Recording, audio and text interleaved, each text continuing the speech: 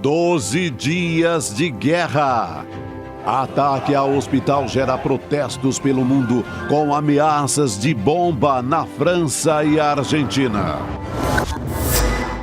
Israel diz que vai liberar a ajuda humanitária, mas somente para o sul de Gaza. Estados Unidos vetam proposta do Brasil no Conselho de Segurança da ONU.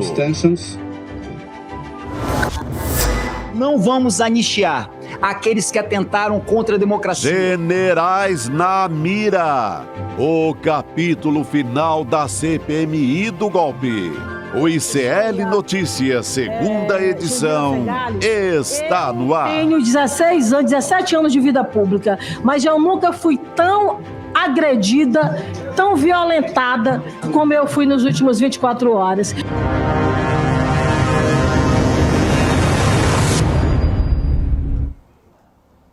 Boa noite, seja muito bem-vindo, seja muito bem-vinda. ICL Notícias, segunda edição, está no ar. Hoje é quarta-feira, 18 de outubro de 2023.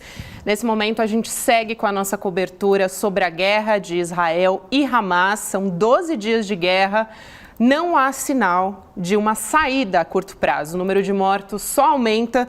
Do lado palestino, a situação humanitária é bastante grave e do lado de Israel, até o momento, 1.300 pessoas mortas, 200 pessoas estão como reféns, são feitas reféns neste momento pelo grupo Hamas, e a gente tem protestos no mundo todo nesse momento, inclusive em frente ao Capitólio. Diversas pessoas pedem pelo cessar-fogo. A gente tem imagens ao vivo que você acompanha agora, a gente checa informações sobre pessoas presas nessa manifestação. De acordo com informações preliminares, a gente teve 100 manifestantes presos nessa manifestação. Também o Brasil fez uma proposta de corredores humanitários que foi rejeitada na ONU pelos Estados Unidos. Para falar sobre tudo isso, a gente vai conversar com o jornalista Diogo Bersito ao longo da nossa programação e também o professor Bruno Uberman. O nosso colega Chico Sá não está aqui entre nós hoje, mas a gente tem Cristina Serra e Chico Pinheiro do meu lado, né, meu querido? O Chico está presente. Hoje a gente está no lado oposto da mesa, mas juntos. Cara a cara com Gabi, a nossa Gabi. Vamos lá, né, querido? Vamos voltar a falar sobre a guerra, né, os pontos mais importantes que a gente tem hoje, né? O que nos chamou a atenção hoje, claro, né, foi a rejeição da resolução do Brasil, a proposta de resolução, né, no Conselho de Segurança da ONU. Muita gente, perdemos. Não. Eu acho que o Brasil sai vitorioso, que foi a voz dominante. Dos 15 países que compõem o Conselho de Segurança da ONU, a proposta do Brasil teve 12 votos. O Brasil teve voto da China, da França, do Japão, da Suíça, dos Emirados Árabes, de Moçambique e muita gente mais. A Rússia e o Reino Unido se abstiveram e os Estados Unidos votaram contra uma resolução humanitária, uma causa humanitária proposta pelo Brasil depois de muito meditar, em que o Brasil condena a morte de civis, em que o Brasil condena a violência, o terrorismo, em que o Brasil pede a libertação dos reféns civis que estão nas mãos do grupo Hamas, e que o Brasil pede a abertura de um corredor humanitário que acontece em qualquer lugar que está nessa situação, né, para que possa entrar alimento, água, socorro, medicamentos e por onde possam sair as pessoas que estão ali, né, acantoadas, apertadas naquele cantinho sul da faixa de Gaza. Eu queria chamar a atenção aqui, deixa eu pegar, porque a proposta do Brasil, a proposta da resolução proposta pelo Brasil, ela foi derrotada, né, pelo veto dos Estados Unidos, porque os Estados Unidos têm poder de veto, assim como a Rússia, assim como a China, tem poder de veto. Hoje, a organização Human Rights Watch, que é das mais importantes do mundo, se manifestou e disse o seguinte: a Human Rights Watch condena os Estados Unidos por vetarem essa resolução do Conselho de Segurança sobre a guerra Israel-Hamas. Diz a nota: mais uma vez os Estados Unidos usaram cinicamente o seu veto para impedir que o Conselho de Segurança da ONU agisse sobre Israel e a Palestina no momento de carnificina sem precedentes. A fala é de Louis Chabourneau, ele é diretor da ONU na Human Rights Watch. E diz mais: ao fazê-lo, ao rejeitarem, né, bloquearam as mesmas exigências em que tantas vezes insistem noutros contextos.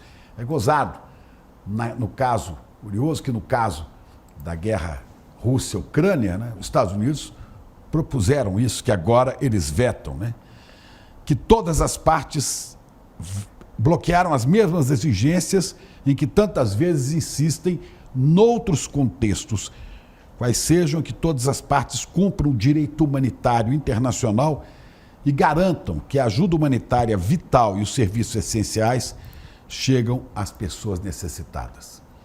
Essa nota do Louis Chabourneau foi publicada hoje, já é notícia com destaque no New York Times, e o que a gente vê, né, é que vence a violência, a truculência, a guerra, vence a indústria de armas, vencem aqueles que metem porta-aviões na região 2 dos Estados Unidos, com mais de 100 caças a jato, para garantir a segurança. A gente garante a segurança botando mais armas. Vê se pode, né?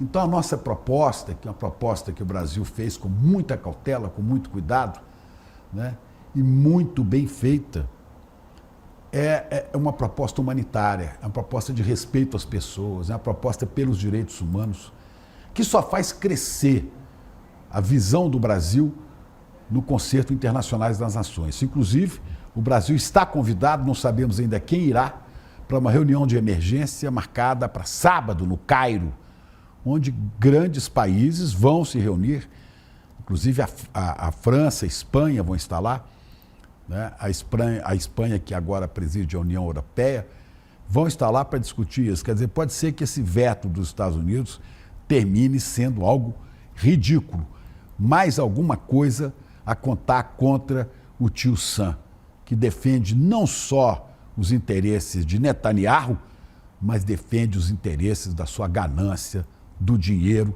e da sua truculência. Ele se mete em todos os países, né? Iraque, Turquia, Catar também vão estar lá, Chico. Iraque, Turquia e Catar, quer dizer, reúne muita gente do mundo árabe, né, Gabi? Isso é importante, não é? Então há uma pressão moral, vai surgir uma pressão moral contra esse fracasso. Foi a ida do Biden, que chegou lá e não conseguiu conversar com praticamente ninguém. Conversou com o Netanyahu, né? E não conseguiu avançar em quase nada, já voltou para os Estados Unidos. Ele não sabe que posição tomar, porque ele está em disputa já para a eleição do ano que vem, né? E pode acontecer ainda coisa pior, que seria o Trump ganhar, né? Mas é o risco. E sai vitorioso. Aí, falando da guerra doméstica, uns idiotas no Brasil, eu falo idiotas com toda a vontade, ignorantes, eu vejo 3 tipos, Gabi. Tem os ignorantes, no sentido exato da palavra. Aqueles que tomam posições porque ignoram o contexto. São ignorantes porque não sabem, ignoram.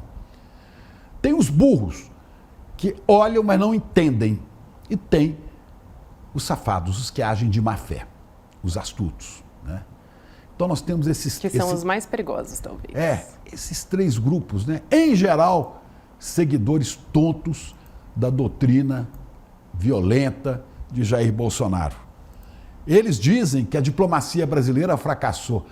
Olhem os números, nós tivemos maioria absoluta, 12 votos. 12 votos. A diplomacia brasileira não fracassou. O que fracassou foi uma proposta de paz, né? Mas esse fracasso, para lembrar aqui a fala do professor Darcy Ribeiro, esse fracasso é a nossa vitória. Seria muito pior. Eu detestaria estar ao lado desses que dizem que venceram. Isso, vamos começar olhando nesse contexto, vamos seguir combatendo pela paz, né? Como dizia o apóstolo Paulo, vamos combater o bom combate e guardar cuidar da nossa fé. Hoje nós temos muita notícia aqui, muita gente para falar no jornal. Ainda tem a questão da aprovação do relatório da CPMI dos atos golpistas. A nossa guerra aqui no Brasil, A né, nossa Chico? guerra, a guerra contra a violência, a truculência, a burrice e o golpismo. Vamos falar de tudo isso. Você já começa dizendo que o Chico Sá não está aqui, mas nós temos presença ilustre, chiquíssima aqui hoje. Não tem Chico, mas tem chiquíssima. Daqui a pouco a gente vai ter aqui o Diogo Becito. Saiu uma notícia agora, uma declaração do Joe Biden, Chico, contando o seguinte, né? Ele deu uma declaração para a imprensa dizendo que o presidente do Egito aceitou abrir a fronteira entre o território ali, né, de Gaza, na faixa de Gaza, para a passagem de 20 caminhões com itens, né, medicamentos, comida, de ajuda humanitária para os palestinos, a fronteira que fica ali em Rafah, né, onde estavam os brasileiros aguardando para voltar ao Brasil. É isso para não dizer, ele não dizer que voltou sem conseguir nada. Olha que interessante isso, né, Chico? Porque o Brasil e outros países já estavam negociando há muito tempo essa ajuda humanitária, né? Tem os corredores humanitários, que é o que a gente falou, e tem a ajuda humanitária, que são os medicamentos, a comida, a água, né? O que eles precisam. E agora o Joe Biden está meio que parece que se apoderando, né? Dessa, vamos dizer assim, dessa ajuda, como se fosse um feito dele, fazendo essa declaração. Pois é, ele que prometeu 100 milhões de dólares, né, safadamente, prometeu 100 milhões de dólares para os palestinos que estão em Gaza e na Cisjordânia, 100 milhões de dólares. Mas ele não pode dar esse dinheiro, ele prometeu, mas nas entrelinhas está escrito lá, ele vai mandar um pedido ao Congresso. Você acha que o Congresso americano vai apoiar isso? Vamos chamar a Cris Serra para falar sobre essa história? Falei que Já eu vamos não tenho começar, Chico, né? mas tem alguém chiquíssima. É ela, Cris Serra. Minha Boa noite, que bom querida. ter você hoje conosco aqui. Boa noite. Gente, apesar do O contexto... ódio dela agora chegou. Abriu. Chegou, Cris, chegou chegando. Chico, vamos embora. apesar do contexto, eu quero dizer que é uma alegria imensa estar aqui com vocês. Vamos lá. Alegria é nossa. Cris, você estava ouvindo aqui a gente começar contando, né, que Joe Biden disse que vai chegar a Gaza até sexta-feira, segundo o que ele está dizendo, mas eles ainda estão tentando, na verdade, acelerar ainda mais essa ajuda humanitária, né? Comida, enfim, ainda não se fala em corredor humanitário, mas a gente está falando ao menos de ajuda a essa região sul, né? Mas a região norte de Gaza, que a gente sabe que está também sofrendo muito, né, com todos esses bombardeios e essas questões, ainda não está sendo contemplada, né, Cris? Gabi, Chico, a gente tem ali uma situação muito complexa, né, no Oriente Médio. Os Estados Unidos têm muitos interesses ali. Então, o que a gente está vendo? O Joe Biden fazendo, digamos assim, as negociações com Israel nos termos dos Estados Unidos, nos termos que interessam aos Estados Unidos. Por isso, os Estados Unidos esvaziaram completamente o esforço multilateral na ONU, que é a instância certa para fazer esse tipo, para, digamos assim, administrar esse tipo de situação. E o Brasil, concordo inteiramente com o que o Chico falou há pouco, né, fez um esforço diplomático de primeira grandeza, né? A diplomacia brasileira mostrou a sua competência, é uma vitória nesse aspecto, conseguir 12 votos dos 15 países ali representados, né?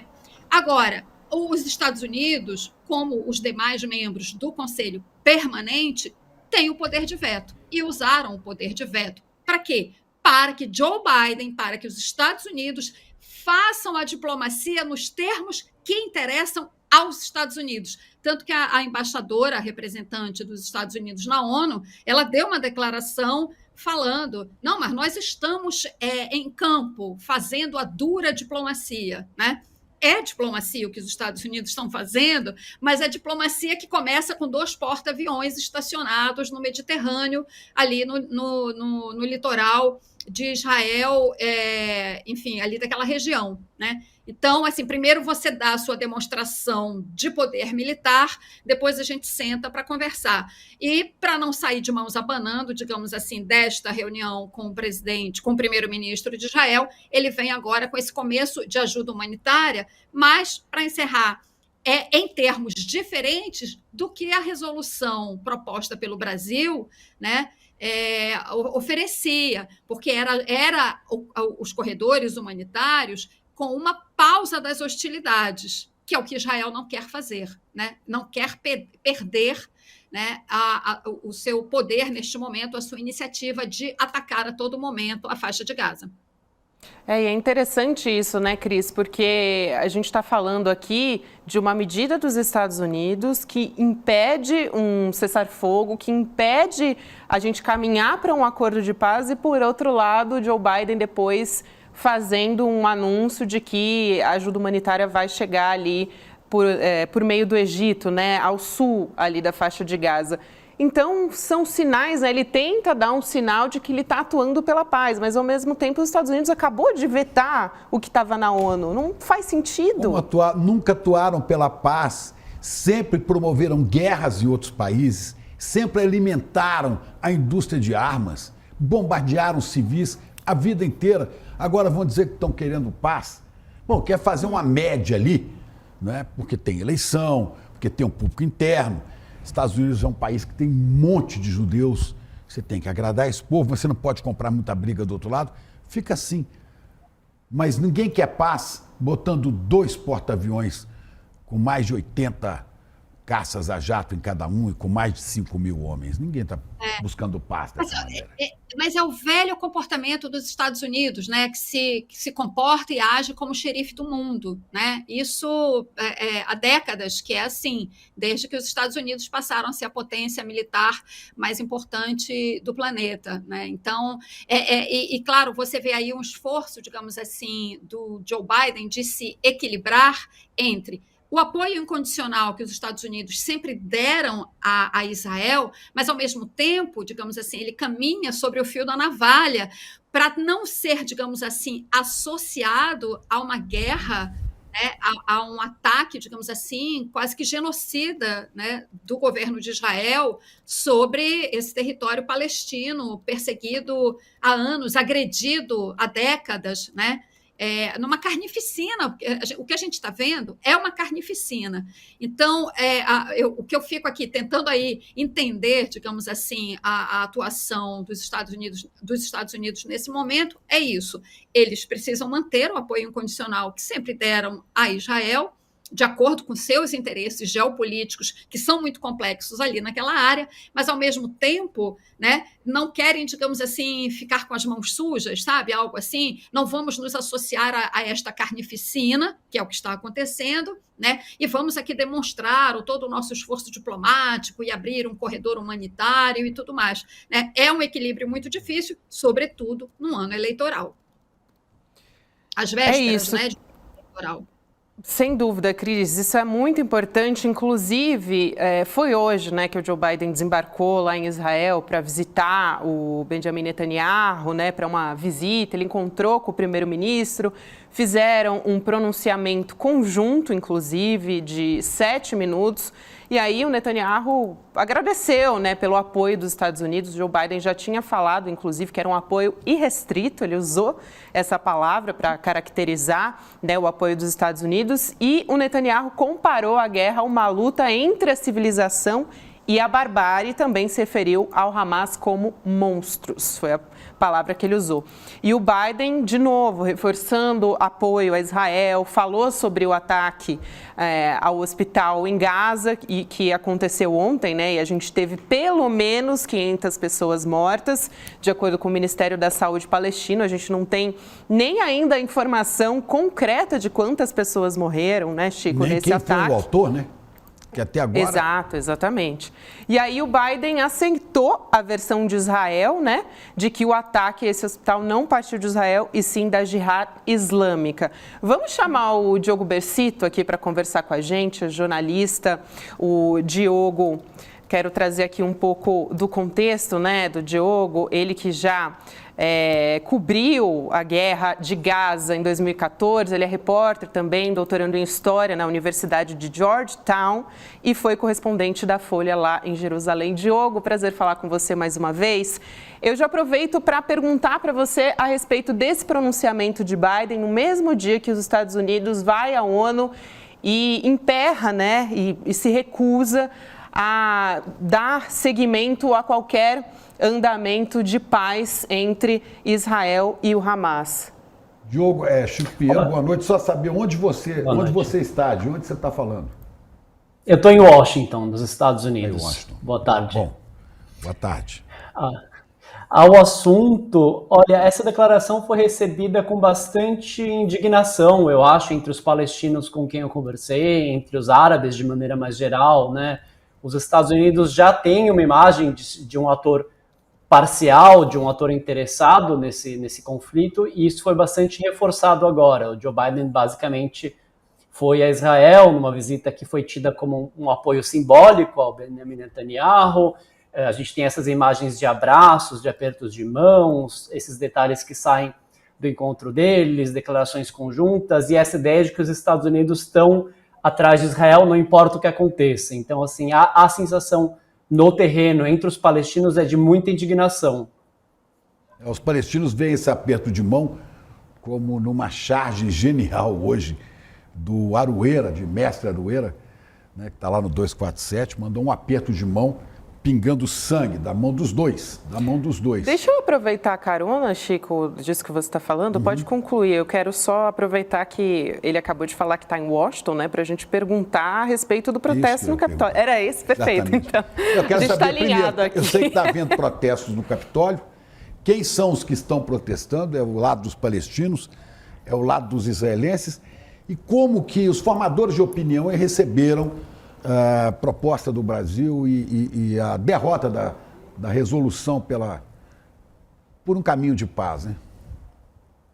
A gente tem visto nos últimos dias, primeiro, protestos de palestinos, ou de árabes, ou de simpatizantes dos palestinos, que foram os primeiros protestos, e nesses últimos dias, esse protesto do Capitólio teve esse fato interessante, que é um protesto de judeus contra os ataques em Gaza, o que é muito interessante porque mostra um pouco isso que a gente tem dito muito, né? Que a gente não pode homogeneizar, falar dos judeus como se todos apoiassem Israel, ou dos árabes e palestinos como todos se apoiassem o Hamas.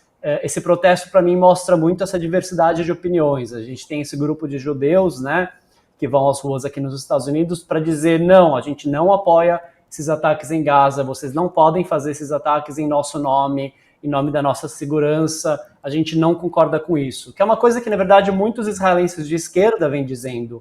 Quando eu morava em Israel, muitos dos meus amigos diziam isso, e muitos deles foram embora de Israel por isso.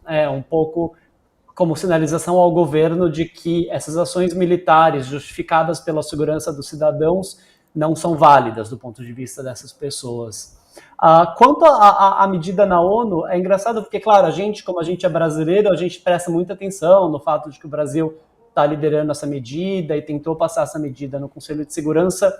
Aqui, quando você lê as notícias, o nome do Brasil geralmente não aparece, não é dito medida patrocinada ou proposta pelo Brasil, apenas se trata como uma medida do Conselho de Segurança.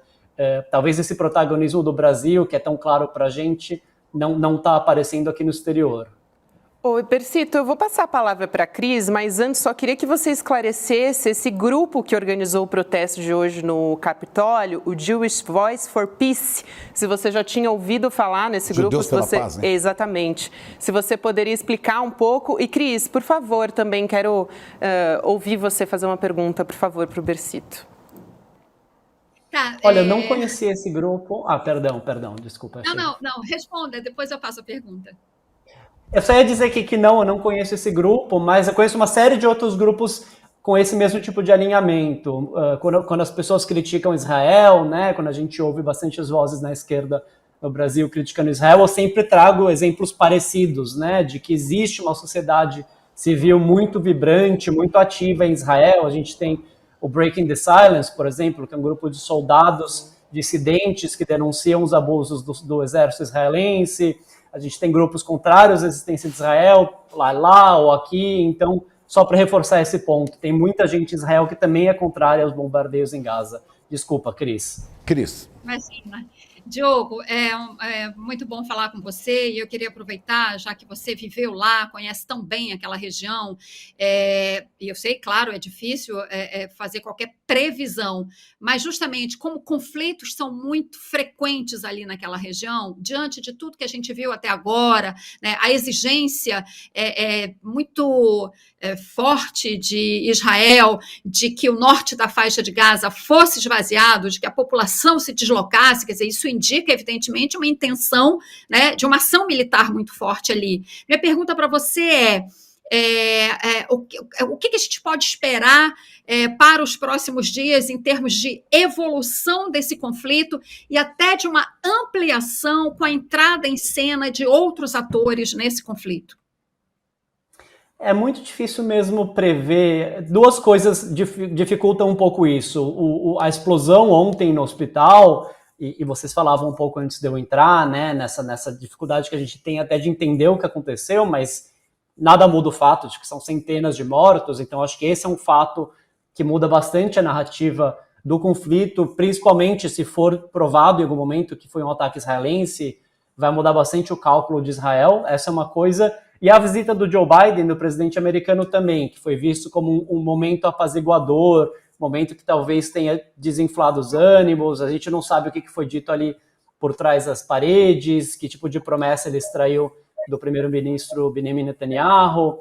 Depois ele teve uma conversa com o presidente do Egito também, para autorizar a entrada de ajuda humanitária. Então me parece que algumas peças estão entrando em lugar para evitar essa incursão terrestre, que agora é o grande temor de todos nós, porque, enfim, Gaza é um território de 2 milhões de pessoas, uma das maiores densidades populacionais do mundo, é um território mais ou menos 1/4 da área de São Paulo, da cidade de São Paulo. Então imagina, 2 milhões de pessoas nesse território minúsculo, acho que são de carro, talvez de norte a sul sejam 40, 45 minutos, então imagina tanques de guerra entrando nesse território. Eu acho que a prioridade, então, é evitar que isso aconteça.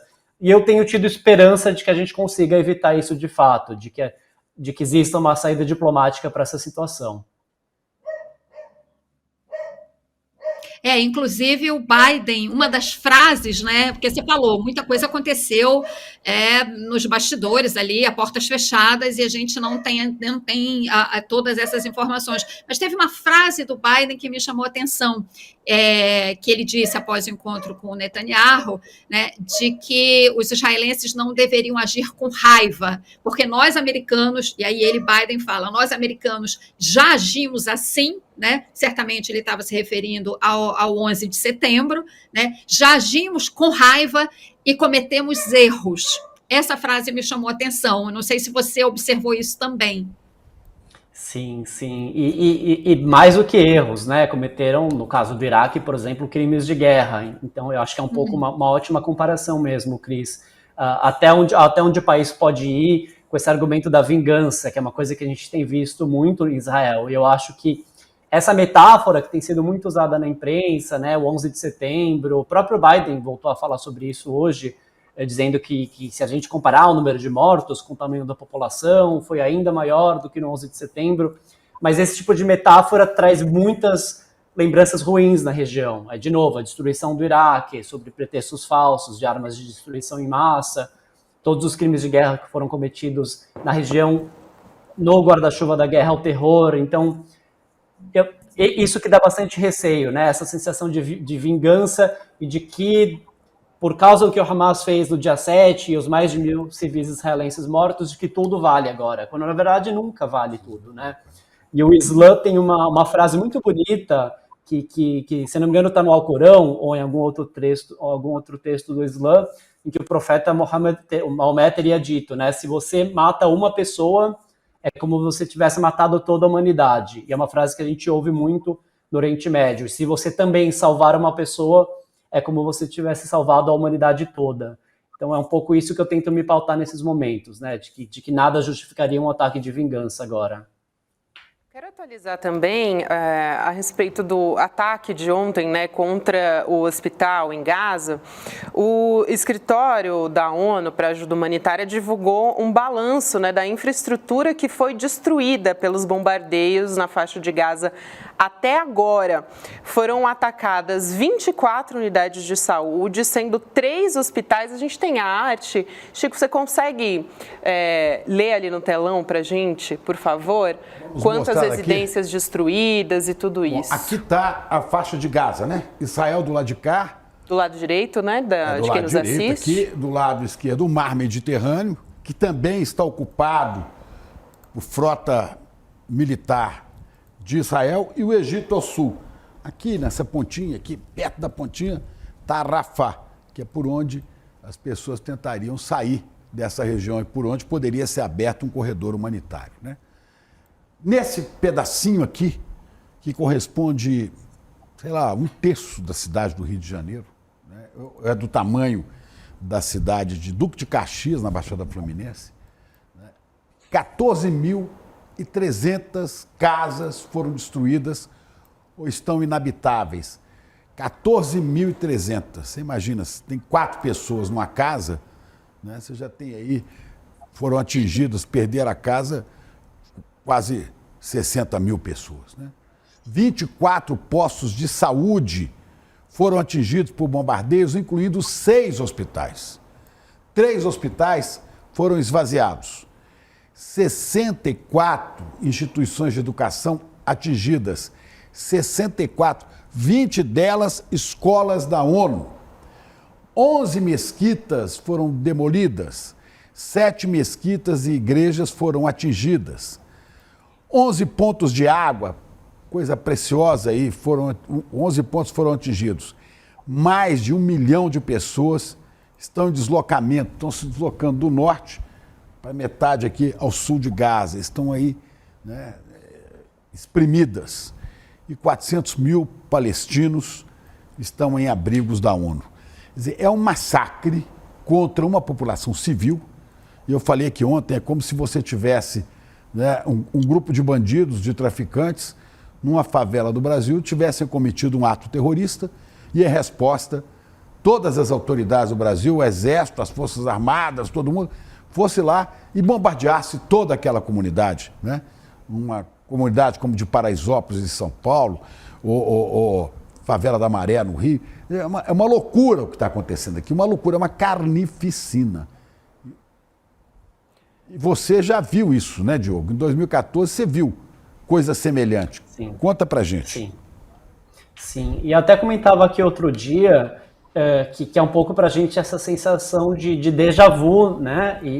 Porque a gente viu uma série de vezes, eu estive lá dentro de Gaza em 2014, mas já havia tido guerras antes e houve muitas depois, e mesmo fora desses períodos de guerra, quando a gente está prestando atenção, há uma série de ataques também que Israel faz para atacar os líderes do Hamas, por exemplo, de outras milícias. Então, é uma população que há 17, 18 anos vive nesse ciclo de violência. E eu sempre gosto de falar isso, né? Pensar numa pessoa de 17 anos que nasceu já sob o cerco, já nasceu sem a possibilidade de sair de Gaza, né? Não pode sair pelo ar, não pode sair pela terra, não pode sair pelo mar, não pode pescar, porque existe um limite até o qual os barcos de pesca podem chegar, né? Que não é suficiente para pesca em grandes quantidades. São pessoas que não têm entretenimento, né? E, como você disse, agora tem as mesquitas bombardeadas, os hospitais, as escolas, as universidades. Então, um pouco a gente se imaginar nessa situação, né? Se imaginar crescendo, ou para quem tem filho, né? Imaginar seus filhos crescendo nessa situação sem nenhuma perspectiva e com esse medo de morrer no dia seguinte. Eu conversava bastante esses dias com a brasileira Shahed, que tem 18 anos, que está lá presa, está em Rafah, ali no sul da cidade da faixa de Gaza, para quem viu no mapa agora há pouco, e ela falava isso, né, que ela estava com muito medo de morrer, que ela estava muito ansiosa, que ela dormia mal. É muito difícil se imaginar nessa situação. Acho que mais um motivo para a gente pressionar os nossos governos, para a gente falar em público, pedindo, exigindo um cessar-fogo e uma paz para essa região. Aí eu vejo aqui a imagem da Shahed, justamente, que é essa garota de 18 anos que eu mencionava. E isso precisa ser chamado, assim como os atos do Hamas são atos terroristas, isto é ato terrorista de um Estado poderoso, dos mais poderosos em termos militares do planeta. Olha a destruição que se faz. E se contam os mortes, pelos milhares, né? Eu estava lembrando aqui, só porque é uma referência que eu acho interessante, cada um que morre aí, você falou disso, é uma possibilidade, é um universo que se fecha, né? Eu estou lembrando aqui, até busquei o texto original de um dos maiores poetas da língua inglesa, John Donne, né, que inspirou o nome de um livro de Ernest Hemingway, Por Quem os Sinos Dobram, né? O John Donne, lá no século XVI, dizia: nenhum homem é uma ilha inteiramente isolado, todo homem, todo ser humano é um pedaço de um continente, é uma parte do todo, né? Se um torrão de terra for levado pelas águas até o mar, a Europa fica diminuída, como se fosse o solar dos teus amigos ou teu próprio. A morte de qualquer pessoa me diminui, porque eu sou parte do gênero humano, e por isso não perguntai por quem os sinos dobram, eles dobram por vós. Essa dimensão humana, seja israelense, seja palestino, cada ser humano é um universo de possibilidades, é um universo de conhecimento, é um universo de história, né? E a gente vê isso ser dizimado como se fosse jogar inseticida num bando de pernilongos, né? Sabe? De mosquitos da dengue. Não, são pessoas que pensam, que podem trazer esperança para outras. Eu fico desolado vendo isso, de lado a lado, sabe? De lado a lado. E isso não entendem. Aí, os bolsonaropatas aqui do Brasil comemoram o fracasso de uma proposta humanitária, uma proposta de paz que o Brasil apresenta na ONU. Porque eles só têm sangue nos olhos, que eles veem os outros como inimigos a serem destruídos. É a mesma coisa que o Hamas vê, é a mesma coisa que Netanyahu vê. E você falou de Netanyahu, é bom lembrar, o Jerusalem Post publicou essa semana uma pesquisa que 86% dos israelenses rejeitam o primeiro-ministro Benjamin Netanyahu. Só um comentário disso tudo. Agora, chegou para a gente aqui a informação que houve prisões aí em Washington de manifestantes. Você tem alguma informação sobre isso, não? Eu vi um pouco mais cedo também, eu acho que, se eu não me engano, eram 20 prisões até... já são, estou vendo aqui, já são 100 agora. 100 Sim, presos. eu também estou acompanhando um pouco em tempo real enquanto a gente fala. Eu não estive lá ainda, mas é um pouco isso, né, que a gente tem visto. Já que outros protestos nos últimos dias também, a gente tem visto na Alemanha, na França, também uma tentativa de impedir que esses protestos escalem, porque a gente também viu em alguns outros países, na Turquia, por exemplo, ataques às embaixadas, na Tunísia, se não me engano, ataques à embaixada ou à representação francesa. Então, acho que esses países têm bastante receio do que pode acontecer com esses protestos. A gente tem visto muito, um pouco, voltando ao que você tinha dito, né, muitos ânimos insensados no mundo todo, né, no Brasil, muitas pessoas que talvez não tenham nenhuma relação com a região e que têm opiniões definitivas e fortes e ataques em redes sociais. É só vocês verem, quando eu publiquei o primeiro vídeo da Shahed, dessa menina, que foi um vídeo que teve 500 mil de impressões no Twitter, quando eu publiquei, acho que nos primeiros dias do conflito. Se vocês verem os comentários que se fazem, né, que ela deveria morrer, que ela tem culpa porque ela está lá, porque o fato de ser palestina em Gaza significa que ela apoia o Hamas. E existe um argumento mais absurdo, que é o argumento de que os palestinos em Gaza são culpados porque eles votaram no Hamas, entre aspas, quando na verdade metade da população de Gaza são menores de idade e o Hamas está no poder há mais de 17 anos. O Hamas não foi eleito pelas pessoas que estão lá. E eu acho que tem um pouco a ver também, pegando o gancho de uma coisa que você disse, que é o Netanyahu não ter mais o apoio popular. Então, acho que é importante a gente nunca generalizar, né, os israelenses, os palestinos. A gente está falando de específicos governantes, específicos governos que estão cometendo essas atrocidades. É isso. O Diogo Bersito, que é repórter, doutorando em História, também correspondente da Folha em Jerusalém, foi correspondente, né, cobriu a Guerra de Gaza em 2014. Bersito, é um prazer falar com você mais uma vez. Muito obrigada, seja sempre muito bem-vindo aqui. Um grande abraço para você. Olha. Obrigado Boa noite, pelo convite. Bersito. Obrigado. Obrigado. Boa noite, Elô gente. Vilela, bom trabalho. Elô Vilela mandou aqui até um vídeo, né, que está publicado no Twitter do Lucas Rocha, né, nosso jornalista aqui, né, um vídeo que mostra uma coisa inédita, né? Depois da rejeição, você viu isso aí? Vi. Depois da rejeição dos Estados Isso Unidos... é inédito, né? O veto dos Estados Unidos no Conselho de Segurança da ONU por um cessar-fogo no conflito Israel-Palestina, os membros do Comitê de Direitos Humanos da ONU viraram-se de costas durante o discurso da embaixadora dos Estados Unidos. E olha só, a Elo, inclusive, que está em Doha, no Catar. De lá ela vai para Amman, na Jordânia. Depois, Israel tentar entrar na Cisjordânia de maneira segura. Nossa equipe está, claro, monitorando a Elo e ela gravou um vídeo para a gente. Vamos assistir.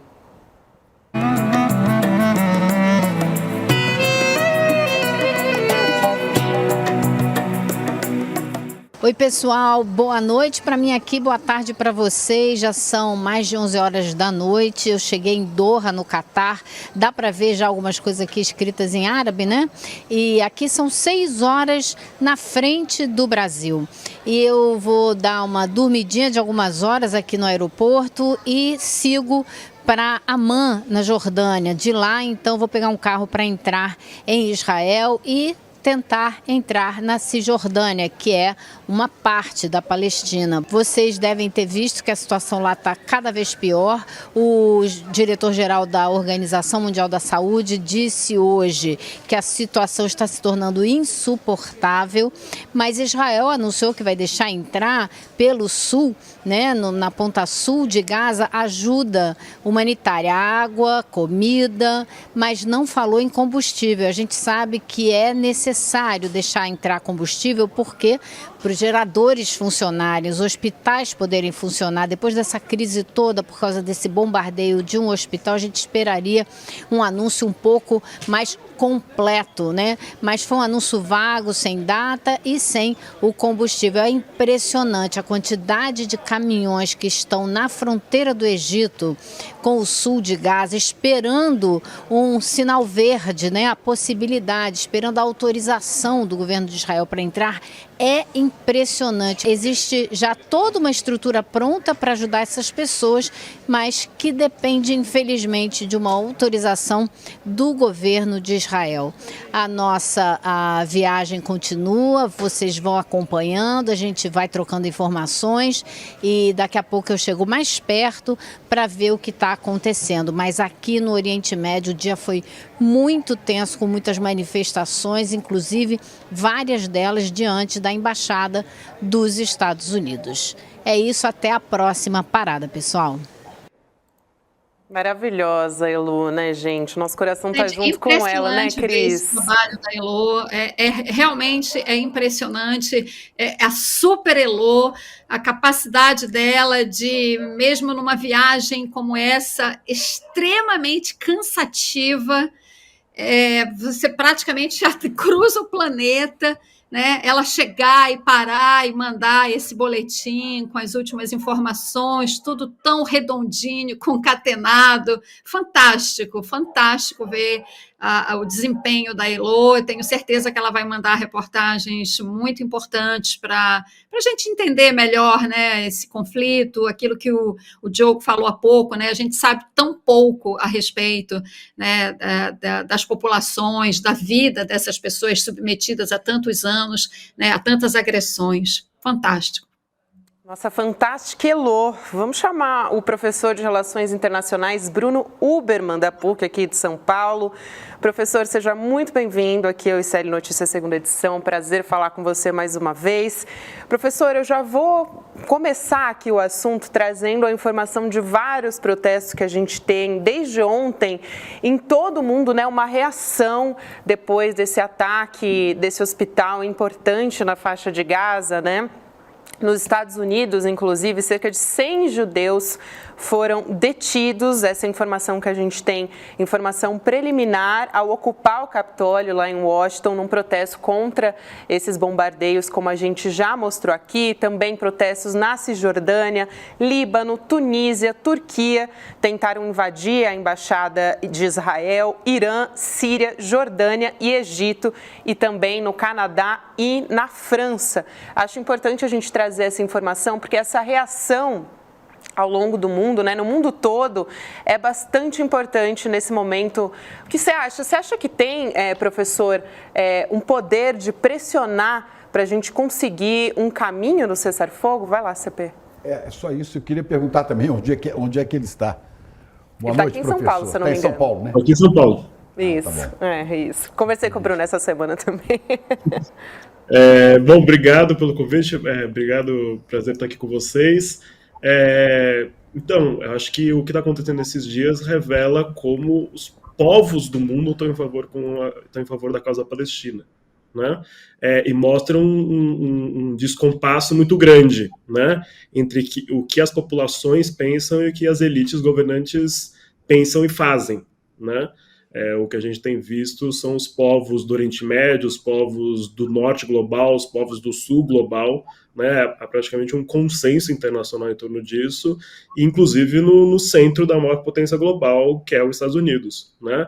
Esse protesto que está acontecendo agora, né? Agora na tarde de hoje, né? Foi movido por judeus antisionistas do Jewish Voice for Peace, que é um movimento muito bem articulado na comunidade judaica de esquerda dos Estados Unidos, né, que busca antagonizar e dizer que, né, o que Israel faz não é em seu nome, né, e o que a gente tem visto são esses protestos se proliferarem ao redor do mundo, e eu acho muito bem-vindos particularmente os protestos no Oriente Médio, né, porque a causa palestina sempre foi absolutamente central no Oriente Médio nos últimos anos, e o que a gente viu foi a normalização das relações políticas dos estados árabes com o Estado de Israel nos últimos anos, sem nenhuma contrapartida com os palestinos, ou com pouquíssimas contrapartidas, e as mobilizações populares nos países árabes do Oriente Médio em favor da causa palestina, acho que são absolutamente centrais para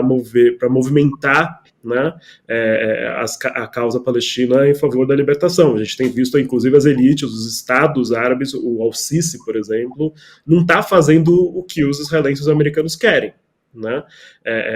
Há pressões aí, inclusive de grandes aliados, como o caso do Egito, como o caso da Jordânia, o caso do Catar, né, Emirados Árabes, né? Então, acho que isso é um momento importante da causa palestina, que vem, infelizmente, ao custo de muitas mortes, né? Cris? Oi, Bruno, boa noite. Eu queria te perguntar o seguinte, né? A gente viu hoje ao longo do dia o presidente norte-americano Biden lá nessas conversas com Netanyahu. Do que você acompanhou, o resultado dessa reunião, para você apontaria em que sentido? Uma contenção das operações militares de Israel ou não? A gente pode ver essa guerra, de alguma forma, Israel aumentar sua ofensiva nos próximos dias. Quer dizer, a partir do pouco que a gente sabe, do que transpirou e do que Biden disse após o encontro, né, que cenário seria, digamos assim, o mais provável? Pelo que foi sinalizado, eu vejo continuação do conflito, né? A posição dos Estados Unidos de vetar a resolução que traz um cessar-fogo, né? Vetar a abertura de corredor humanitário, embora esteja possibilitando, né, ajuda humanitária talvez entrar para os palestinos que estão no sul, né? Ou seja, está favorecendo a política israelense de expulsar os palestinos do norte da faixa de Gaza. Então eu vejo os Estados Unidos ainda bastante alinhados com os objetivos políticos e militares dos israelenses, que é provocar a expulsão em massa dos palestinos totalmente do norte de Gaza, com esse suposto objetivo militar de eliminar o Hamas, mas esse é um objetivo militar irrealizável, né? É completamente impossível você destruir militarmente uma insurreição revolucionária. A gente viu isso no Vietnã, né? E o Hamas, por exemplo, utiliza-se de táticas, né, que são consideradas terroristas e tudo mais. Isso pode provocar um crescimento do conflito acentuado. Eu acho que é isso que eles estão, inclusive, buscando.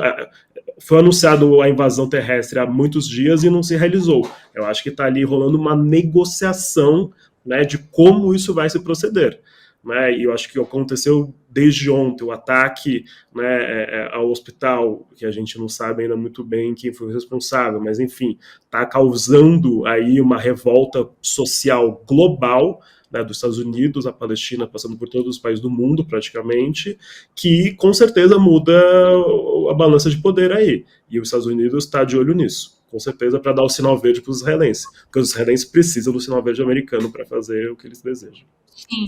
Então você vê aí, só rapidamente, você vê aí, então, o cenário pela frente é de uma conquista de território por Israel. Israel entrando ao norte da faixa de Gaza e conquistando esse território. Esse, pelo menos, seria o objetivo de Israel. Acho que, por enquanto, ainda é o plano prioritário que eles têm sinalizado nos últimos dias. Eu não vejo eles ainda recuando disso. Né? Isso sempre foi o que Israel fez com os palestinos. Né? Você expulsa, você declara que a expulsão vai ser provisória, né? Os palestinos fugiram em 1948 achando que iam fugir de uma forma provisória, né? Embora os israelenses não declararam em 1948 que ia ser provisório, né? Mas achava-se que de alguma forma poderiam voltar, né? Isso não foi permitido que eles retornassem, e isso é o grande medo dos palestinos. Né, você ir e não poder voltar para sua casa, porque os palestinos estão fugindo com nada, né? Uma frente, outra mão na frente, outra atrás, basicamente. E a intenção parece ser, não sei de anexação do território, mas talvez de uma reocupação, né?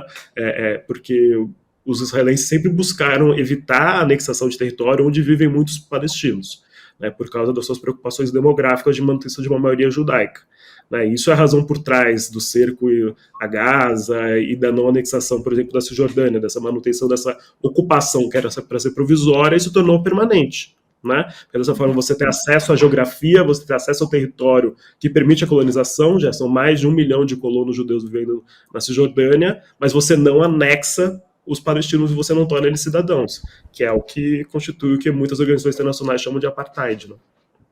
Para quem está nos acompanhando agora, só para informar que a gente está passando aqui imagens ao vivo de Gaza, também queria trazer... agora não, mas essa aqui à noite, né? Que a gente está vendo é da região. A gente está acompanhando aqui, a nossa Gaza equipe fica transmitindo. Meia-noite 53. Perfeito. Quero trazer aqui uma informação de contexto aqui, vou dar até os créditos, porque foi o César Calejon, nosso apresentador aqui, queridíssimo comentarista também, trouxe um vídeo que acho interessante para a gente entender um contexto, né? De um Biden, lá de 1986, então senador Joe Biden, dizendo que se não houvesse Israel, os Estados Unidos da América teriam de inventar Israel. E aí, nesse vídeo, ele disse que não havia nenhum pedido de desculpa quando se tratava do apoio a Israel, né? A gente está vendo hoje Joe Biden como presidente dizendo que dá um apoio, né? Os Estados Unidos dão um apoio restrito a Israel. E nesse vídeo, nessa época, lá em 86, ele dizia que o melhor investimento de 3 bilhões, né, de dólares que fazemos. Biden que enfatizou nesse momento o interesse, né, de guiar a política dos Estados Unidos no Oriente Médio, de que ter um aliado, né, na região era muito importante para o interesse dos Estados Unidos. E aí eu também encontrei uma reportagem da BBC dizendo o seguinte, que desde o fim da Guerra Mundial, Israel é o país do mundo que mais recebeu recurso dos Estados Unidos. Entre 46 e 2023 foram 260 bilhões de dólares, tá? Não reais, equivalente então a 1,3 trilhão de reais, mais ou menos, segundo o relatório do Congresso americano, que foi publicado na ocasião dessa reportagem aqui, que foi, deixa eu só checar de quando foi. Armas, né? Outubro de 2023, então é bastante recente, exato. Queria ouvir o professor também sobre isso. Então, acho que essa fala do Biden é bastante reveladora para a gente entender como Israel representa os interesses americanos. Né? Essa aliança, o início do movimento sionista foi muito financiado por americanos, de uma forma geral, americanos judeus e americanos evangélicos, né, pentecostais, naquele contexto, que financiaram a imigração e a colonização de judeus sionistas lá no início do século XX. Né? E essa aliança, né, muito próxima, foi feita no contexto da Guerra Fria, né, particularmente depois, quando Israel derrota o nacionalismo árabe, né, derrota o Gamal Abdel Nasser, que era o grande inimigo dos interesses americanos no Oriente Médio, representante dos interesses soviéticos. Né? E essa aliança se firma de uma forma muito próxima e se torna um processo de cooperação militar e econômica muito grande. A a economia israelense é altamente dependente da economia americana, de investimentos em tecnologia. Por exemplo, Israel é muito famoso por ser um centro high-tech, né? Mas é um centro high-tech graças ao Vale do Silício, em certo sentido, que faz muitos investimentos e tudo mais, né? E também é uma cooperação militar muito grande, né?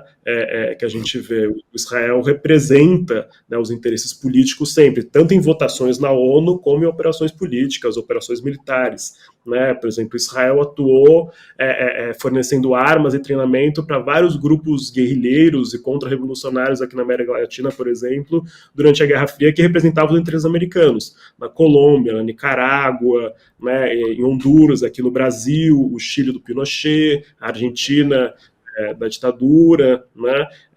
Então, e essa aliança se mantém, essa ajuda militar, né, que os Estados Unidos oferece anualmente aos israelenses é o que traz o que eles chamam de military edge, né? Ou seja, essa ponta de desenvolvimento tecnológico militar que faz com que Israel, que é um país muito pequeno e com uma economia razoavelmente desenvolvida, mas que tem uma capacidade de militar similar a grandes potências internacionais.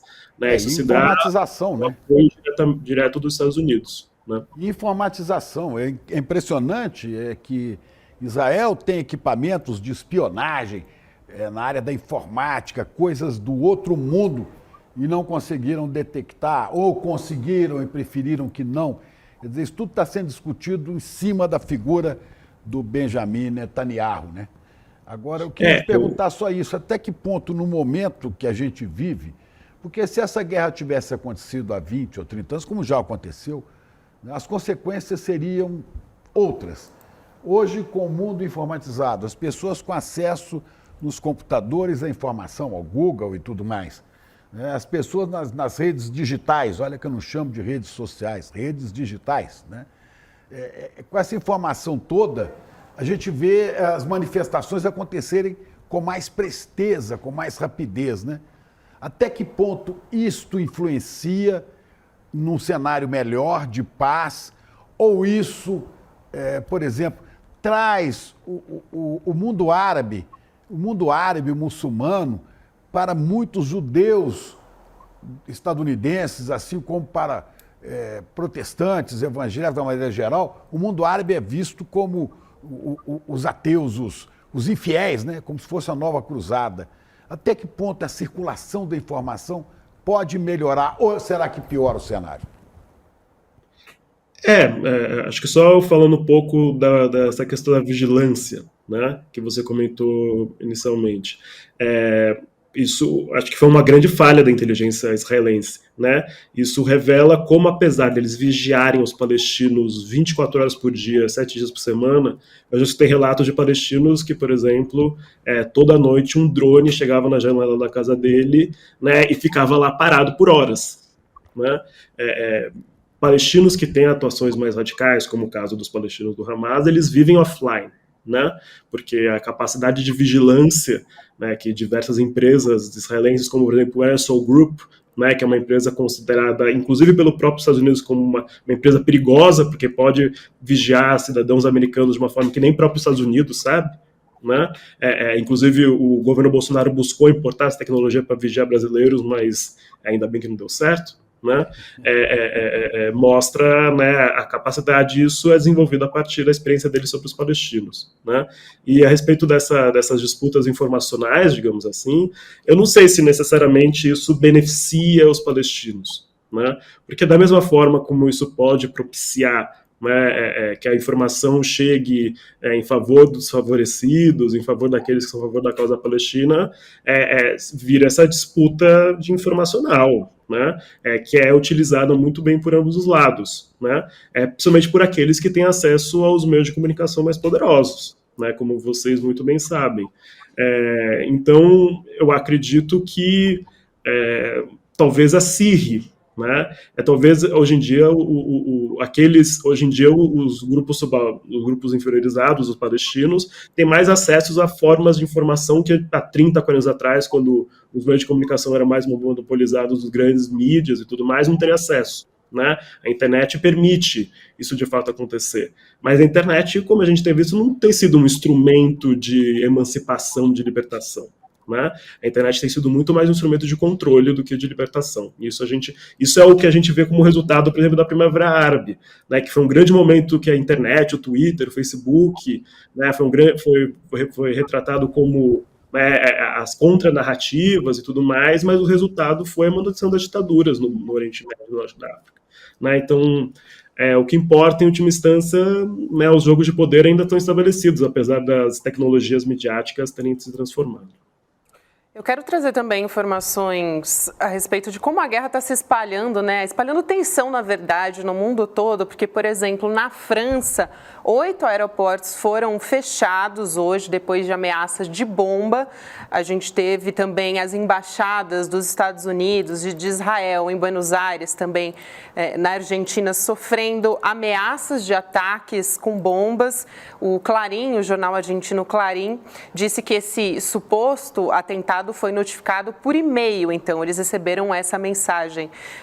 E também, domingo, vai ter eleição na Argentina, então esse é um contexto bastante importante da gente observar. Professor, o quanto isso mobiliza também essa tensão, né, esse medo ao redor do mundo? Eu acho que a gente está vendo ressurgimento de diversas formas de insultos, de possibilidades, né, esses contextos, eles afloram os ânimos, né? A gente está vendo as imagens aí Só um momento, essas imagens aí é do fanático argentino. Milei, né? Javier Milei. Certamente se inspira em figuras como Trump, como Bolsonaro, como Netanyahu, né? Prestes a levar a Argentina para uma tragédia. A gente sabe disso, já vimos idiotas como esse, fanáticos, quando tomam poder, o que vira? Esse cara corre o risco de ganhar a eleição no domingo, mas eu acho que é um risco até menor. Desculpa interromper. Imagina. Então, a gente tem essas situações, né, levam os ânimos a aflorarem e infelizmente podem acarretar esse tipo de ações de pessoas, né, que a gente viu, por exemplo, a morte do garoto de 6 anos nos Estados Unidos, um árabe palestino, né, de origem árabe palestina, que foi morto na rua, né? Então, na Argentina a gente tem um histórico do ataque à AMIA, né, que é um centro judaico que diz até hoje não se sabe exatamente se foi o Irã responsável por isso ou não, né? Então, por exemplo, a Argentina tem um passado disso, né? E essas circunstâncias são oportunidades importantes para os extremistas fazerem ações, infelizmente, que podem atingir civis, né? Espero que isso não ocorra. A gente também espera. Professor... Só lembrando, historicamente, a Argentina foi um porto seguro para muitos oficiais e burocratas do Reich, dos nazistas, que foram para lá, né? O Brasil também, logo né? Depois da guerra. O Brasil também, ela mais, né? Ela mais porque o governo, na época do Perón, deixou as portas mais ou menos abertas para eles, dizendo que lá era neutro, né? Sim. É isso, professor Bruno Ubermann, que é professor de Relações Internacionais da PUC aqui de São Paulo. Um prazer, mais uma vez, te ouvir. Volte sempre ao ICL Notícias, você é muito bem-vindo. Até uma próxima. Eu que agradeço, estou à disposição. Cris, a gente continua contigo nessa pauta a respeito da polarização política em várias partes do mundo, né? Antissemitismo, também a associação da imagem, né, de árabes com terroristas, isso é muito forte, esse preconceito é fortíssimo. Hoje, o presidente da EBC, que é a Empresa Brasil de Comunicação, o Hélio Doyle, foi demitido depois de fazer uma repostagem, né, nas redes sociais, em que ele diz que quem apoia Israel é um idiota. No Rio de Janeiro também, acho que vale a pena a gente trazer alguns detalhes, né? O Doyle, ele compartilhou um tweet do ilustrador brasileiro, o Carlos Latuf, com um xingamento a apoiadores de Israel. Então, depois ele acabou sendo demitido. E no Rio de Janeiro, uma universidade, né, o IBMEC, chegou a mandar mensagens pelo WhatsApp para os professores não se manifestarem sobre a guerra. Quer dizer, está realmente muito aflorado, né? Como disse o professor Bruno, eu também quero te ouvir sobre isso, quanto isso aflora o preconceito também, o medo, né? Tudo isso está muito exacerbado. Gabi, esse é o território das redes sociais. É assim, né, que o debate, digamos assim, acontece nas redes sociais. Muito inflamado, né, muito distorcido, acaba virando, né, e até porque o negócio das redes sociais, a lógica das redes sociais é faturar, né, com o super engajamento, né, isso acaba levando a posições extremadas no debate, porque é isso que gera o engajamento. Então, é um assunto que, naturalmente, é explosivo, né, e no auge agora de uma guerra, com a carnificina toda que a gente está vendo, então, o assunto por si só já é explosivo. E cai nessa lógica da rede social, né, de estimular as posições inflamadas, extremadas, para aumentar o engajamento, porque é assim que essas empresas digitais, né, as redes digitais, como o Chico muito bem colocou, digitais e não sociais, né, é como elas faturam, e aí você tem uma terra de ninguém, uma espécie de vale tudo, entende? E que leva a situações como essa. Agora, a universidade pedir que os professores não opinem, mas se a universidade é o lugar do debate, né, debate sereno, né, é um debate em que você tente ouvir a outra pessoa, tente ouvir e quando ela divergir de você, né, que isso não seja motivo para agressão, para ofensas e tudo mais, né? Não tem como você não pedir para não haver debate numa universidade. Com relação ao primeiro caso que você mostrou aqui, eu acho que a gente tem que ter atenção para a seguinte, digamos assim, para uma norma básica de comportamento. Autoridades públicas, autoridades de um governo, né, que representa uma sociedade plural como a nossa, não pode ficar externando posições pessoais em redes, em canais de comunicação que são públicos, porque isso leva a uma confusão, inclusive, né, com a posição do governo. Então, você mistura a sua posição pessoal, a sua opinião pessoal, né, com algo que pode ser interpretado como uma posição de governo, ou pelo menos de um setor do governo, já que você é integrante da estrutura governamental, né? Então, eu acho que falta também um pouco de bom senso, né, nesse comportamento que as autoridades devem ter nas redes sociais ou nas redes digitais, como disse o Chico. Só para completar, Elo, quando você fala dessa... Cris. Estamos com saudade da Elo. Vocês duas, para mim, às vezes se fundem, sabe? Mas é isso, você falava dessa polarização e tal, né, que acontece no Brasil. O Edu Moreira foi muito feliz um dia desse, quando ele comentou aqui no ICL Primeira Edição, que o que está acontecendo no Brasil é mais ou menos o seguinte. Primeiro, a pessoa, o cidadão comum, primeiro ele descobre qual a camisa que ele vai vestir, para quem que ele vai torcer. Aí depois ele vai lá para as redes digitais buscar os seus seguidores, a sua bolha, ele vai lá buscar argumentos para justificar a sua posição. É mais ou menos isso que a gente está vivendo. Infelizmente, até na universidade, que é o espaço onde o saber deve circular. O que deve prevalecer na universidade é a dúvida.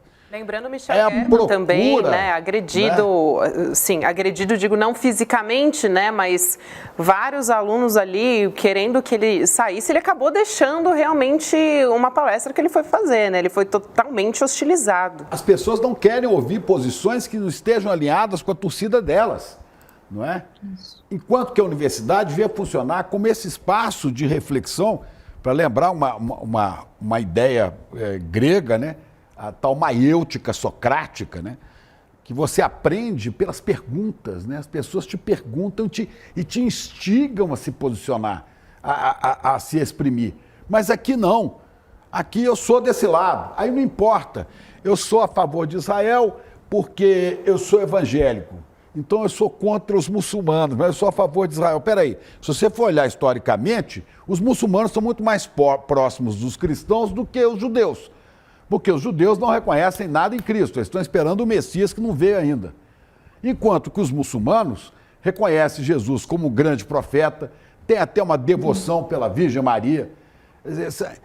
Mas a ignorância faz com que esses templos aí de Salomão, essas imbecilidades que plantaram pelo país afora, né, com essas mega empresas de religião, entre aspas, evangélicos, né,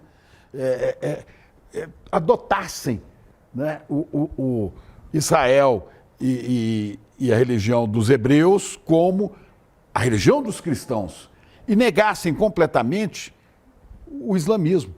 E não pode ser assim, né?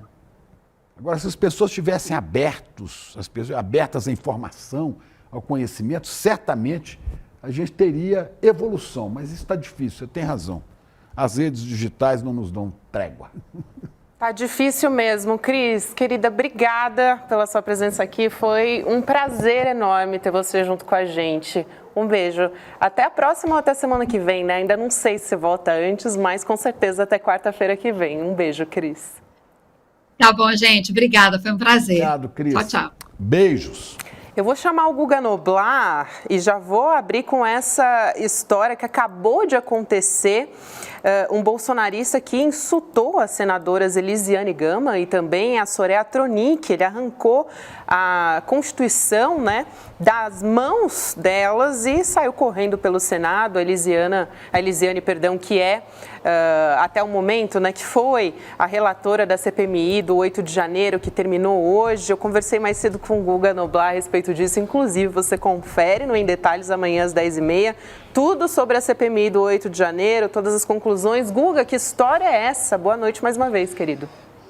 Boa noite, meus queridos Chico, Gabi, essa audiência maravilhosa. Pois é, bolsonarista raiz age desse jeito. Eles são completamente descontrolados, né, desmiolados. E aí a gente viu uma cena extrema, uma cena ridícula, uma cena perigosa, onde esse bolsonarista chega ali nessas duas senadoras de maneira hostil, insulta, arranca a Constituição e sai dali correndo, enfim, fugindo dos seguranças. Mostra, por favor, a cena, vai. E vamos ver, essa vamos cena assistir.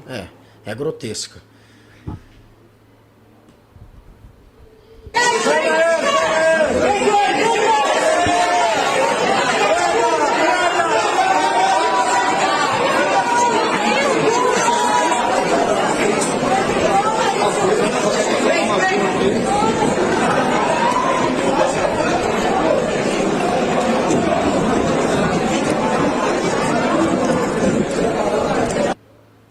Interessante, né, Guga, para te passar a palavra de volta, mas é tão reforçada a segurança no Congresso, ali na Câmara dos Deputados, quando a gente vai, né? Ano passado mesmo eu estive como repórter e é totalmente assim, você tem que passar por vários esquemas de segurança, eles checam sua identidade. Como é que um bolsonarista entra e consegue cometer essas agressões contra duas parlamentares, né?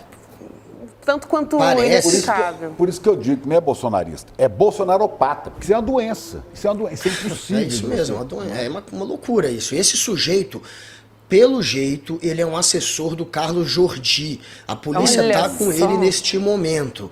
E supostamente ele trabalha ali. Então é muito mais fácil para ele, claro, estar ali perto das senadoras. Então ele foi até as senadoras porque seria assessor do Carlos Jordi. Carlos Jordi é um deputado por São Paulo que faz parte da tropa de choque do Bolsonaro. O Jordi está dizendo, a se confirmar que é o assessor dele, que vai exonerá-lo.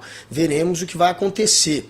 A Soraya disse que esse sujeito, enfim, chegou até a bater com o celular nela, enfim, agrediu, não só tomou a Constituição, chegou de fato a agredi-la.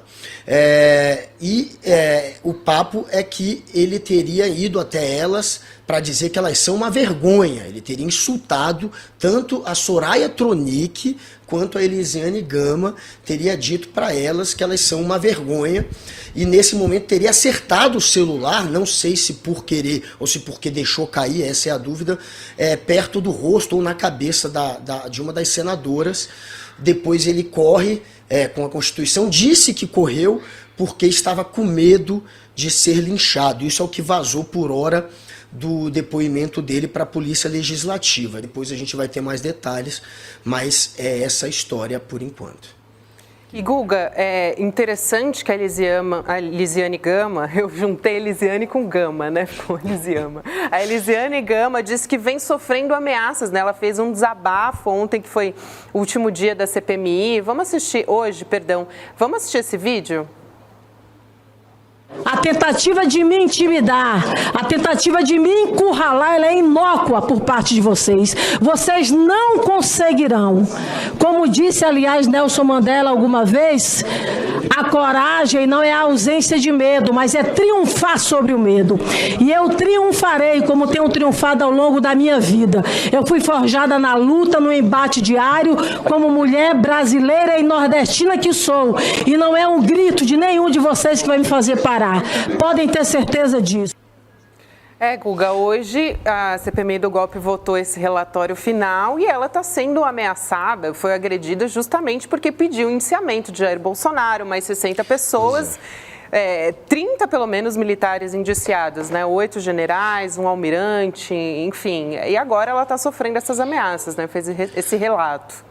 É assim, né? A vida de quem bate de frente com os bolsonaros ou com os bolsonaristas é depois passar a sofrer hater e a sofrer até ameaças. Só um esclarecimento, não se sabe ainda se ele pegou ou não a Constituição. Essa parte ainda está meio nebulosa, porque ele correu ele está dizendo que levou um tapa na mão, é a informação mais recente, e o celular dele voou e atingiu a senadora, que ele não arremessou, foi porque ele levou um tapa na mão. Ela disse que sentiu como se fosse uma coronhada. Isso a Soraya Tronic, a senadora. Ela falou que vai abrir um boletim de ocorrência, que a polícia tem que atuar, que ela levou enfim, que ela sentiu o celular atingindo ela como se fosse uma coronhada e que é inaceitável. O Jordi permanece dizendo que vai exonerá-lo e ele de fato agrediu as senadoras e as insultou. A Elisiane Gama, claro, que vai ficar no foco dessa turba. Esse pessoal age assim, pensa, eles chamam professor de doutrinador, eles perseguem professor na escola. A Damares, enquanto ministra, criou uma linha de telefone para você denunciar professor. Tinha gente que ligava para dizer que o professor era doutrinador. Eles perseguem professor, eles perseguem desenho animado, eles cortam, eles falam que tem desenho animado que é LGBT, eles perseguem desenho animado, eles perseguem estudante chamando de terrorista, eles perseguem jornalista, eles perseguem cientista durante a pandemia, eles perseguem marca de chocolate. É claro que esses malucos, que isso é coisa de seita, farão isso com a Elisiane. Ela vai passar por um tempo sendo de fato perseguida. Ela precisa, obviamente, se precaver. Ela vai ter o auxílio da Polícia Legislativa. O Rodrigo Pacheco, presidente do Senado, já foi informado das ameaças. Ela também terá provavelmente proteção da Polícia Federal. Enfim, a polícia vai investigar isso tudo e a gente precisa que, claro, uma senadora que teve um papel como o dela e que está correndo risco, ela precisa de toda a proteção do Estado. Os deputados e senadores que trabalham para valer, eles não podem, obviamente, ser intimidados por ninguém, e os bolsonaristas, eles atuam na base da intimidação.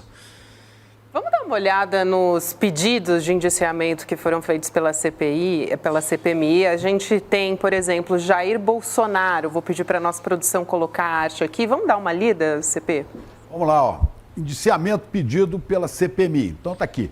Jair Bolsonaro, associação criminosa, tentativa de abolição violenta do Estado Democrático de Direito, golpe de Estado, emprego de medidas para impedir o livre exercício de direitos políticos. Isso é o pedido de indiciamento feito pela CPI. Isso vai para a Procuradoria-Geral da República, vai também para o Supremo Tribunal Federal, né? E mais indiciamentos. General Braga Neto, candidato a vice-presidente na chapa Bolsonaro, foi ministro da Casa Civil e da Defesa. Almirante Almir Garnier, o ex-comandante da Marinha, aquele que não foi ouvido, hein, na CPMI. Que não foi ouvido e que não apareceu na transmissão de cargo no governo Lula. É um fanático.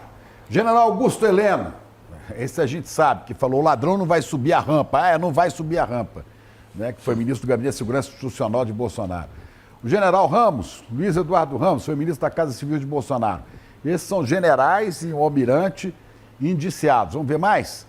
Tenente Coronel Mauro Cid, ajudante de ordens, a Anderson Torres, esse aí foi ministro da Justiça de Bolsonaro e secretário de Segurança Pública nos atos do dia 11 de janeiro do Distrito Federal, só que ele tinha fugido lá para Orlando para se encontrar, provavelmente encontrar com o Bolsonaro.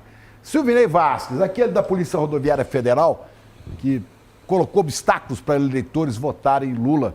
Principalmente no Nordeste, né? Em cujo celular foi encontrado, inclusive, imagens de Hitler. É um dos ídolos dele. Carla Zambelli, a deputada federal que sai às ruas armada, ameaçando pessoas, e ontem falou coisas horrorosas, eu não vou nem repetir aqui. E que foi muito citada na CPMI do 8 de janeiro por Walter Delgatti, o hacker de Araraquara, não é mesmo? Exatamente, diz que ela pagava, né? Tem mais aí, não? Não, é isso, a gente tem os 61. Principais, são muitos. É importante, Guga, lembrar que esse pedido de indiciamento e esse relatório final da CPI, ele vai, claro, para a Procuradoria, para apurar as investigações, vai também para o Supremo, vai para vários órgãos. Ele é um guia para a apuração completa policial do caso, né? E pode resultar em pedido de prisão dessa galera toda. Ou em arquivamento, é mais provável que resulte em algo. Pode resultar em novas investigações, pode resultar em pegarem esse material que foi, enfim, que foi investigado na CPMI e anexarem ele a outras investigações. Novas denúncias podem ser oferecidas, eles podem ser indiciados, vai caber, claro, a PGR decidir isso. Essas informações são enviadas à PGR, ao STF e à Polícia Federal. Quem decide pelo indiciamento é a PGR, mas serve, obviamente, para, de alguma maneira, orientar o trabalho da Polícia Federal. Ela pode, portanto, usar isso em processos que já estão em andamento, ou abrir novos processos, ou até arquivar. Arquivar é mais improvável, afinal de contas, não temos mais na PGR o Augusto Aras, o engavetador está fora. Então, é esperado que algo aconteça. Mas a verdade é que não teve nenhuma grande novidade. A CPMI não trouxe nenhuma grande novidade. Tudo isso que eles estão colocando como fato e que estão pedindo para indiciar e para investigar, já está sob investigação. Essa é a verdade. Não há praticamente nenhuma novidade. A única novidade talvez seja o nome daquele jurista que foi usado para fazer a minuta do golpe. A minuta do golpe, ela foi preparada e entregue pelo Felipe Martins, um assessor do Bolsonaro, e teve o auxílio de um advogado, de um assessor jurídico, e ninguém sabia quem era. E esse cidadão agora foi apresentado no relatório da CPMI. Ela tem o nome desse jurista que se chama Almauri Feres Saad.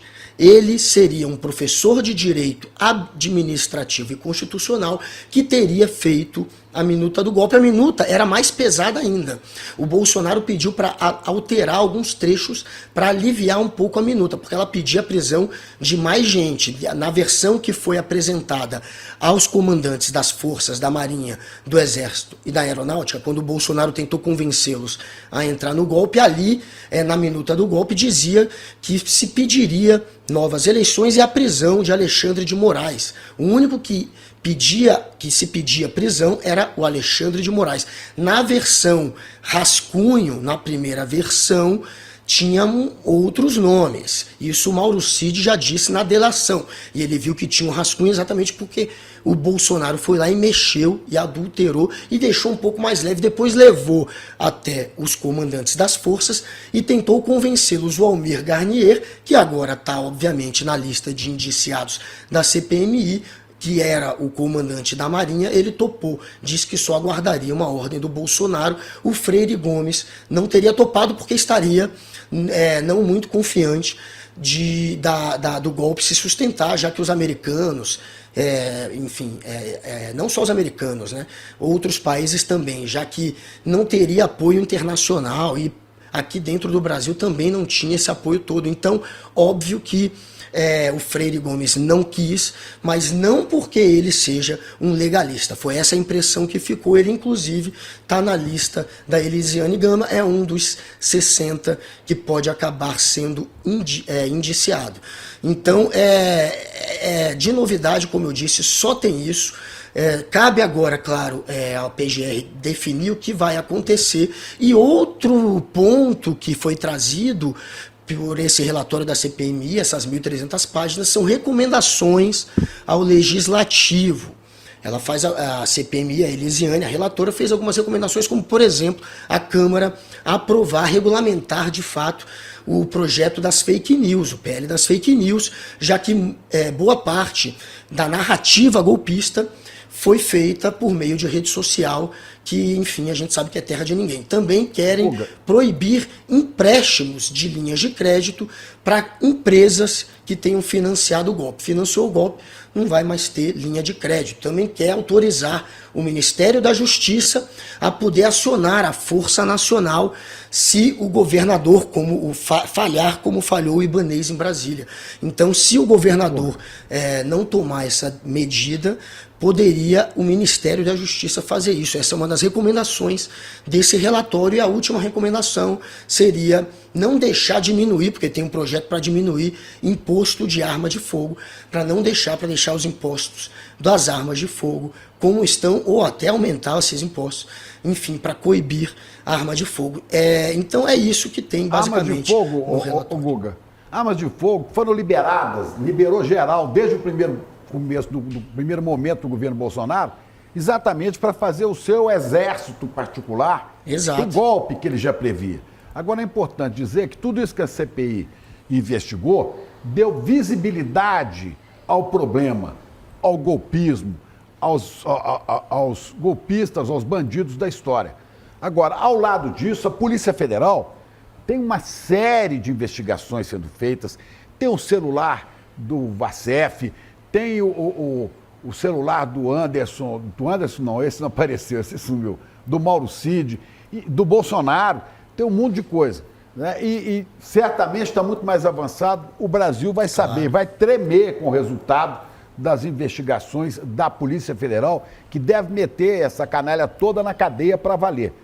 Né? Isso é uma coisa importante da gente ficar atento, porque o caminho está indo. Hoje o Bolsonaro foi depor na Polícia Federal, não falou nada, levou o seu depoimento por escrito e saiu contestando a autoridade do Supremo para discutir o seu caso. Como ele já disse... Só para contextualizar, ele foi depor no inquérito que está investigando aquela atuação dos empresários que defendiam um golpe de Estado lá no grupo do WhatsApp. Mas pode continuar. Hang, lá, isso, exatamente. Mas ele não depõe, ele aparece com as coisas por escrito, ele não responde a perguntas e diz que o Supremo não vale para analisar o caso dele. Aliás, ele já dizia, ele blefador, dizia naquele 7 de setembro, né? O que mandar nós não vamos obedecer mais, né? E chamou até de F da P, o ministro, acho que o Barroso, né? Quer dizer, essa figura infeliz, esse energúmeno que ocupou por 4 anos a presidência da República. Eu espero que sobre para essa turma toda, inclusive para alguém que não está aí nos relatórios, que é o Sérgio Moro, que foi quem abriu as portas do inferno para deixar o cara passar, entrar para cá. É isso, Guga. Meu querido, até amanhã. Um beijo para você. E, gente, assistam Guga no Em Detalhes, hein? 10h30, sobre a CPMI do golpe. Até. Tchau, Guga. Bom, a gente está se encaminhando aqui para o final, mas antes tem também informação do nosso aniversário, né, Chico Pinheiro? 3 anos de CL, é isso. Democratizando a educação, com os melhores professores do Brasil e do mundo. A gente está com o portal iclnoticias.com.br, para você que não está sabendo, viu? Já pode acessar aí, a gente está atualizando, né? O editor-chefe é o Chico Alves, ele está o dia inteiro com a equipe mobilizada aqui no ICL para atualizar todas as notícias para você também. Então, você acesse em iclnoticias.com.br. Na próxima semana também tem o Rolê ICL com William De Luca. E também a gente vai ter em breve séries de ficção e documentais, além do Universidade, né, da Universidade ICL, uma universidade reconhecida pelo MEC e com preços simbólicos. Isso é muito importante, é uma revolução mesmo que o ICL começou. Uma revolução que é a revolução na cultura, na educação. A coisa mais importante, né? O Frei Beto tem chamado muita atenção para isso, né? É preciso que haja educação crítica, educação política, não é só aprender a ler e escrever, não. Isso. É aprender a ler e escrever dentro do contexto. É aprender que forças atuam sobre a sua vida. Porque você não pode decidir a sua vida como você gostaria. Não é? Então, e para ter acesso a tudo isso, as pessoas podem fazer inscrição e ainda ganhar nessa semana, como membro solidário, o bônus. Até domingo tá valendo, tá, gente? O que você pode ganhar? Kit exclusivo 3 anos de CL, com fone de ouvido, mochila, caderno, lápis, livro do Edu, Travessia, com Edu Moreira. Fantástico, viu? Conta a travessia dele, como é que ele deixou de ser banqueiro para virar companheiro dos que lutam pela justiça e pelos pobres nesse país. Fantástico. Isso aí. E também o livro Uma Simples Evolução, de Domênico De Masi, além de uma arte exclusiva e numerada de Ricardo Beliel. Então, para você fazer a sua inscrição até domingo, gente, icl.com.br, e aí você tem acesso a todos esses presentes, né, do aniversário do ICL. Acesso a mais de 230 cursos, a pessoa vai pagar R$ 47,00 por mês. Olha, dá R$ 1,50 por dia. 47 é um sanduíche quase, né? Nessas grandes redes aí. R$ 47,00 por mês. Se a pessoa quiser ajudar mais alguém, paga R$ 62,15 a mais. Vai dar 2 por dia. Pouco mais de R$ 2,00 por dia. E olha o quanto que ela vai ter acesso à educação. Esses 15 a mais vão permitir que outras pessoas que não podem pagar tenham acesso aos 230 cursos, né? Hoje já temos 20 mil pessoas fazendo cursos nessa universidade fantástica em que vai se transformando o ICL. E ajudando a gente a crescer e a chegar em cada vez mais pessoas. E ajudando a existir o jornal nosso aqui. É isso. E também o Sinapse, que começa agora, né? Robertinha Garcia, César Calejão vão entrevistar o Manuel Soares. A partir de agora você acompanha. Um beijo para você e até amanhã estaremos aqui firmes e fortes, não é mesmo, Chico Pinheiro? Agora é só nós dois, a ciranda de gente. dois. Vem cá, aí. Só tem a gente hoje, querido, mas estamos aqui firme. Firme. Boa noite. Firme, futebol e novela. Até amanhã. Pessoal, eu estou aqui para anunciar o meu curso As Classes Sociais no Brasil. Um tema extremamente importante para que a gente conheça como é que a gente tem uma sociedade que é rica, como nós todos sabemos, mas que 80% dela é condenado à pobreza. Como isso acontece? Como isso se legitima? O que é que isso cria entre nós? Como é que a nossa sociabilidade é construída e mantida a partir desse jogo que é perverso? É isso. É o tema do meu curso. E eu gostaria muitíssimo, ficaria muito contente que vocês pudessem vê-lo. Um grande abraço a todos. A liberdade de imprensa é um valor fundamental. Sem ela, não há Estado, não há democracia e não há, sobretudo, direito. Esses direitos são garantidos especialmente se a imprensa tiver a possibilidade de fazer um trabalho justo e também verdadeiro. Para isso, é muito importante que os meios de comunicação não fiquem concentrados em apenas poucas mãos. O Brasil ainda está atrás nesse requisito. Os meios de comunicação, especialmente os maiores, estão concentrados em poucas mãos, por enquanto. Mas a mídia alternativa vem cumprindo um papel relevante em trazer um outro olhar sobre esse acompanhamento da coisa pública. Seguimos em frente e vamos buscar cada vez mais um Estado mais democrático e mais transparente por meio desse acompanhamento diverso, importante e republicano da mídia.